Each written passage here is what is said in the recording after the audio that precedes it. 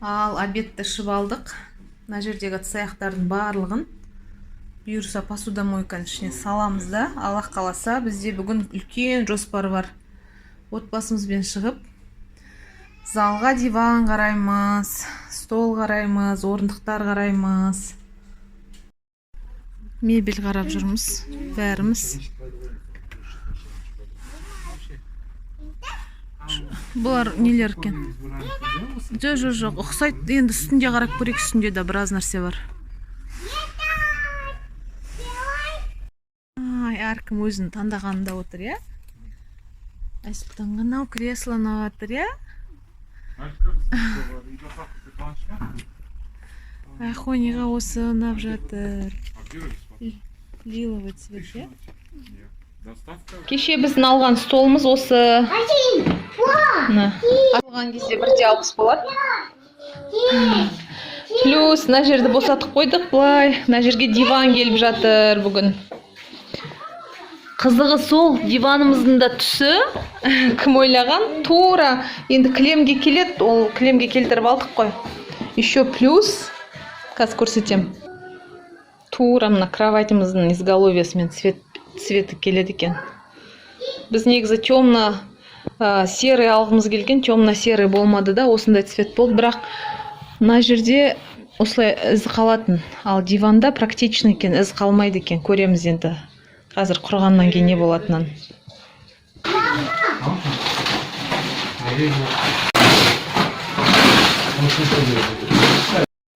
Біздің үйдің жанында балалар ойнайтын осындай алаң бар. Осы алаңға кешкілік бір мезгіл балаларды ойнатуға келеміз. Көбіне Айхан мен Айсұлтан регулярно шығады. Ал Азия менде уақыт бар болған уақытта ғана шығады. Қазір как раз мына. Ади ешқай жерге отырмаймыз, осылай күннің көзінде тұрамыз. Азия екеумізге D3 витамині жетіспейді негізі. Далаға вообще шығамыз. Күшті, осындай жаздың кезінде шығып алмағанда қай уақытта шығамыз, я? Сондықтан да вовремя осылай балаларды қыдыртып, серуендетіп, бойларын жаздырып, зато түнгі ұйқылары жақсы болады.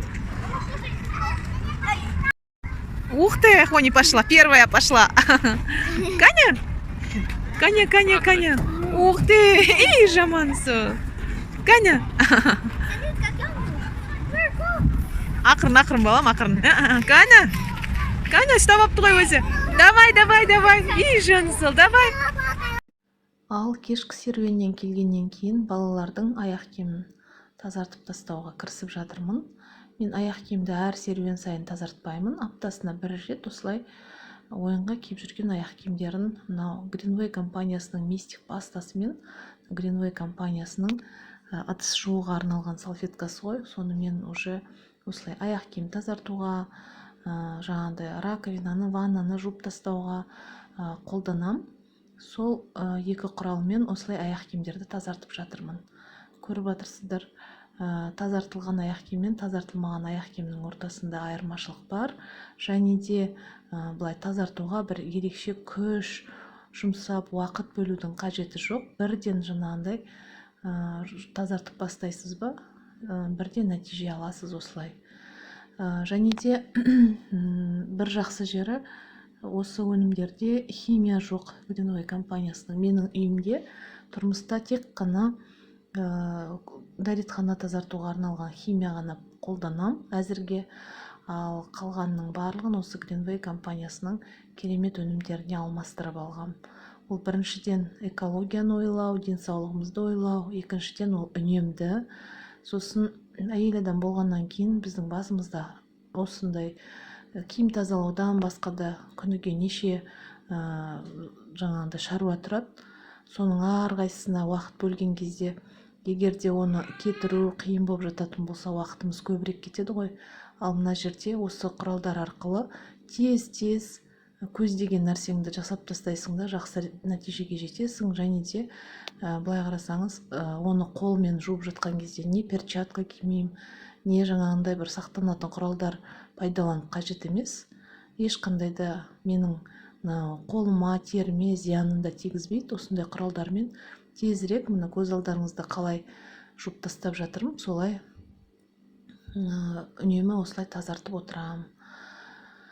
Мен ойлаймын енді кез келген әйел адамның арсеналында болуға тиісті дейтін бір 2-3 зат болатын болса, сол мынау Greenway компаниясының пастасы, порошогы, осы жаңа ыдыс-аяқ жууға арналған салфеткасы, енді кез келген үйде уборка жасауға пайдаланатын, күнделікті пайдаланып жүрген жаңағындай тряпкаларыңызды осымен алмастыруға болады деп ойлаймын. Сіз онымен өзіңіздің ақшаңызды, уақытыңызды және де шығындалатын нервіңізді жаңағындай үнемдейсіз.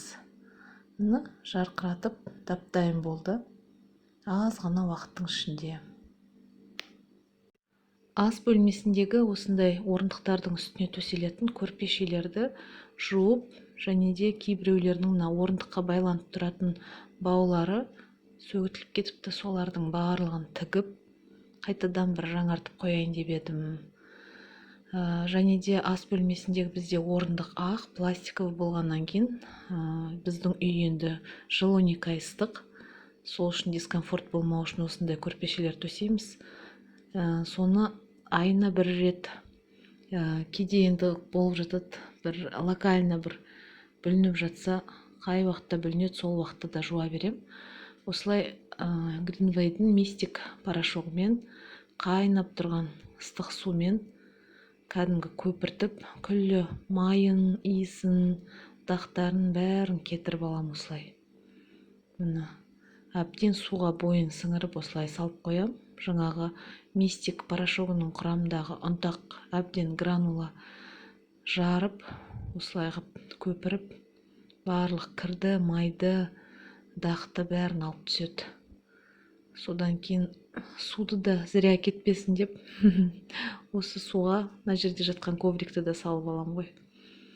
Сол әбден тігіп, кептіріп болғаннан кейін, мына уже келесі күні балаларға осы залда телевизорды қосып беріп, ақырын шетінен осылай киім үтіктегенді, заттарды үтіктегенді, постельді үтіктегенді мен вообще жақсы көремін. Мен үшін ол бір ерекше медитация. Ыдыс жуу, киім үтіктеу деген. Осы жерде тұрып, балалармен бірге мультиктерін көріп тұрып, осылай шаруамды тындырып жатырмын. Кейбір адамдар, әйел адамдарды естіп қалсаң, осы үй шаруасына деген кезде бір түрлі біреу каторгада жүргендей, немесе біреудің шаруасын істеп жүргендей, бір қатты шаршап жүретін әйелдерді көргенде мен өзім іштей таңғалам негізі.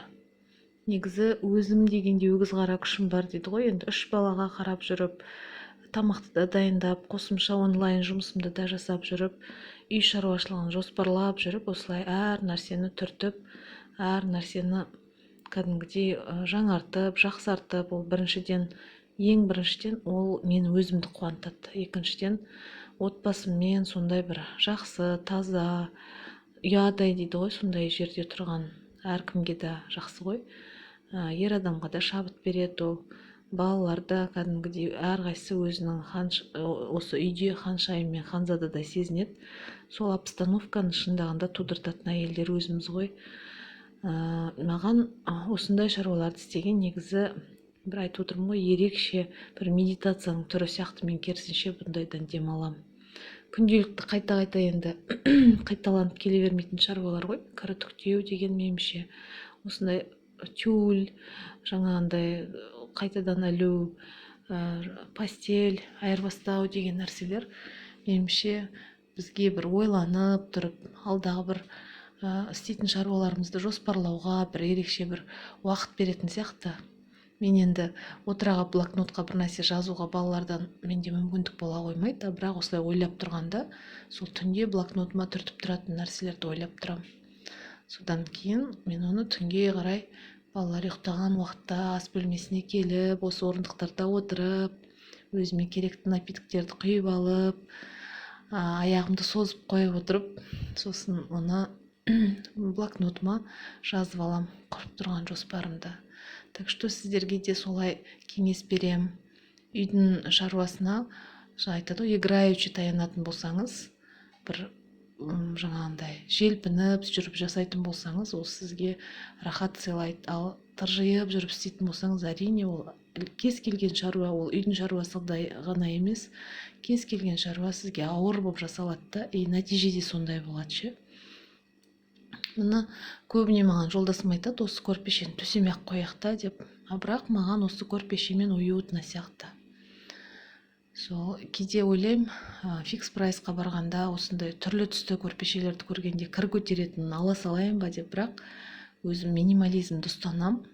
Ала нәрсе адамның көңілінде жаңағындай бір жерге сконцентрироваться етуге мүмкіндік бермейтін сияқты. Сондықтан осы көрпені постоянно дақ болып қалса да қайта жаңартып, тазартып, осылай қойып, үйде өз қолыммен уют создавать еткенді жақсы көрем. Біз бүгін осындай посылка алып келіп жатырмыз. Балалардың угологына арналған мындай стол и 2 стулья. Бұл стульяның негізі арқасы өте әдемі болады. 2 Айхан мен Айсұлтанға арналған короналармен.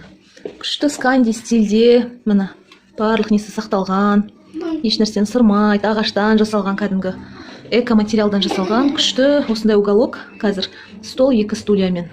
Болғаннан кейін көрсетейін қалай шығатынын. Ну как вам, дети, стол и стулья?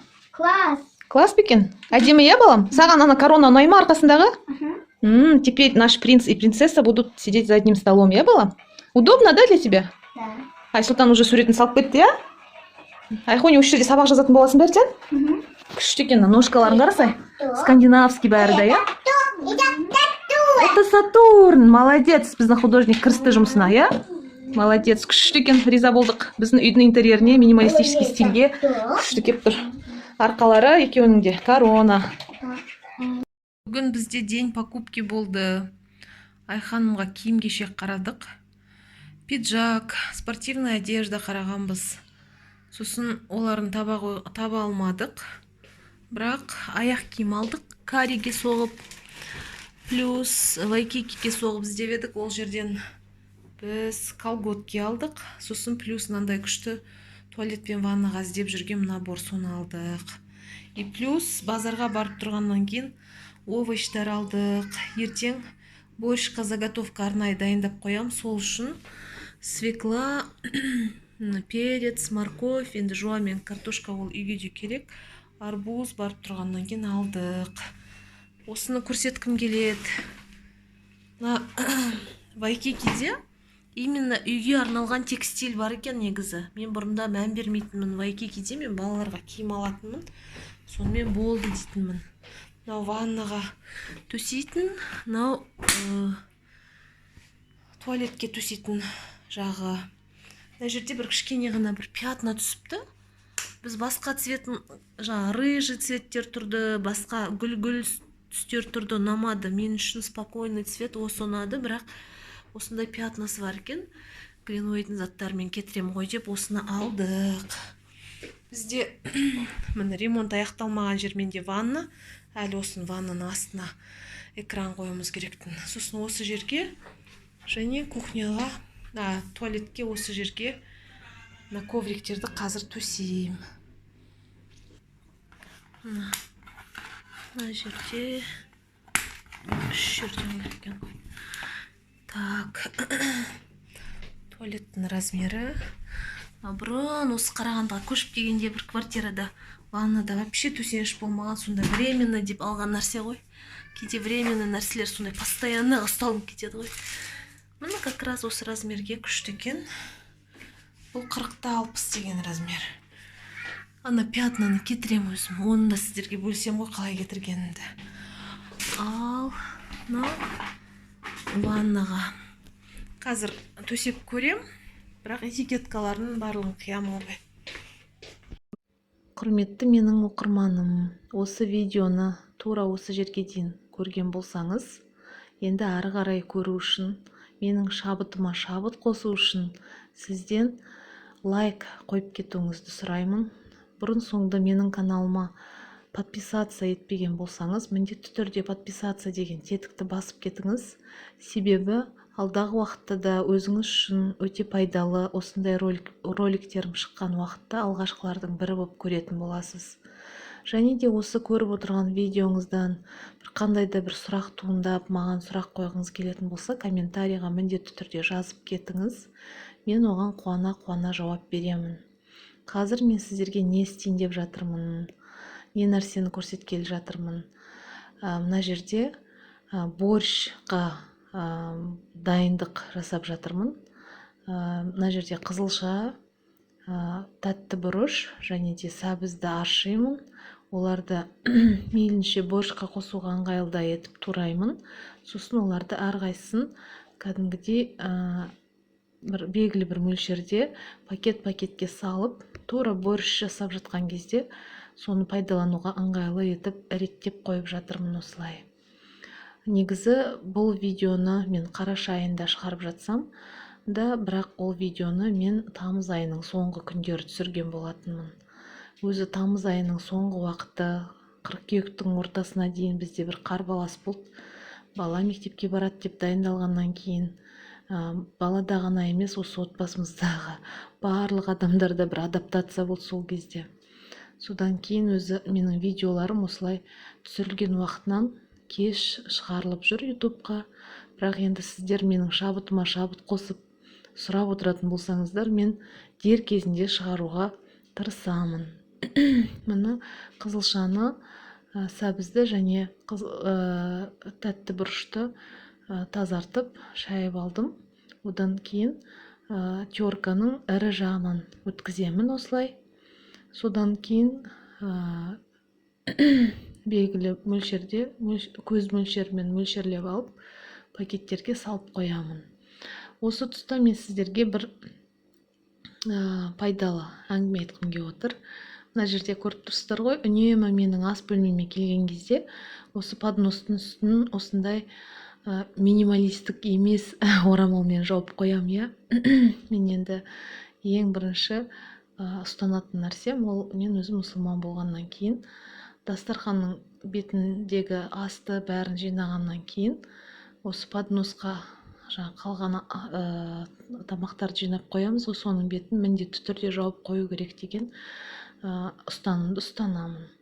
Біздің үйде міндетті түрде ас қайырылғаннан кейін ғана барып үстелден тұрамыз, және де осы тамақтың бетін ашып тастап кетпейміз. Ол қай-қайсымызда да сондай әдет. Кейде болады, бұның астында печенье, конфетті балалар алғысы келсе шетінен алады да, өздері жауып кетіп жүре береді. Ол енді ойлаймын, жақсы әдет деп. Себебі мұсылман адам астың бетін ашып кетпеу керек. Соны осы күннен бастап осы балаларға уже әдетке айналдырып үйретіп келе жатырмыз. Бұндай заготовкаларды негізі дайындаған қыс уақытында бізге әрине арзанға түседі. Бір жағынан ол өте жаңағындай тұрмыста кейде балалармен айналысып жүресің, басқа да шаруаларың болады. Сондайда өте қолайлы, дап-дайын нәрсең тұрады. Бірден етті қайнатып жібересің де, уже мынаны етті қазанға салған уақытта өзімізге керекті порцияны шығарып қоя салам, жібіп дайын тұрады. И жаңағындай тез арада борщ дайындауға өте қолайлы. Менің жаңағы видеоларым түсірілген уақытынан кеш шығып жатыр деп айтып жатырмын ғой. Енді қазақта күшті сөз бар ғой, қазаншының өз еркі қайдан құлақ шығарса деп. Сіздер осы менің видеода көрсеткен дүниелерімді қазір жүзеге асырып үлгермей қалсаңыз да, болашақта Алла қаласа келесі жазда, келесі күздің ішінде дайындап жаңағындай өзіңіздің пайдаңызға жаратасыз деп ойлаймын. Сондықтан да менің бұл видеомды сохранить деп қойыңыз, егер де ұнап жатқан болса. Мына жерде мешоктардың өзін мен фикс прайстан сатып аламын. Мен үшін көп дүниенің экологиялық таза болғаны, және де осындай целлофандарда био деп жазылып тұрғаны маңызды. Био деп жазылып тұратын целлофандар негізі басқа целлофандармен салыстырғанда айтады ғой, қоршаған ортаға лақтырылады ғой, сол кезде мынандай тез ыдырайды био деп жазылып тұрғандары. Өзінің негізі срок годностьтары көрсетіліп тұрады бұл целлофандарда.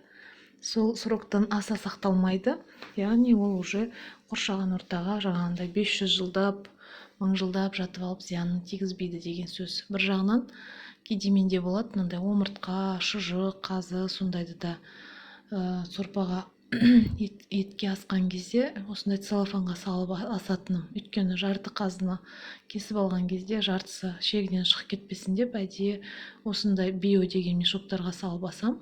Сол кезде жаңағындай ыдырап шығып кетпейді. Ал био деген енді таза өнімнен жасалған.